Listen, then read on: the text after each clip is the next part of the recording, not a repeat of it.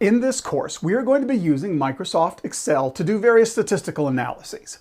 And this is going to require that we install the Analysis ToolPak into Microsoft Excel.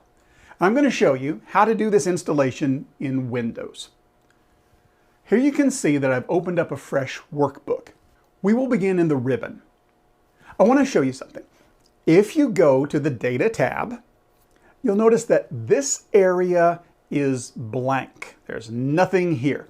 This is what we're going to fix. Let's go to File, and then at the very bottom, we're going to click on Options. At the bottom of our list of Excel options, you will see Add-ins. The first available add-in is the Analysis ToolPak, and it would be tempting to click on this in order to install it, but that is not how this works. Instead, look at the bottom of this page where you see Manage Excel Add-ins. This is where you will find the Analysis ToolPak. Click Go. Now we can see the click box for the Analysis ToolPak. Click OK.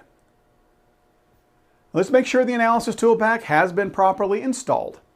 When we return to the Data tab, where we used to see a blank, we now see Data Analysis. And this is how we will access the analysis tools that are installed with Microsoft Excel. Once you have completed this step, you can close Excel, and you're now ready to learn about using statistics using the Microsoft Excel Analysis ToolPak.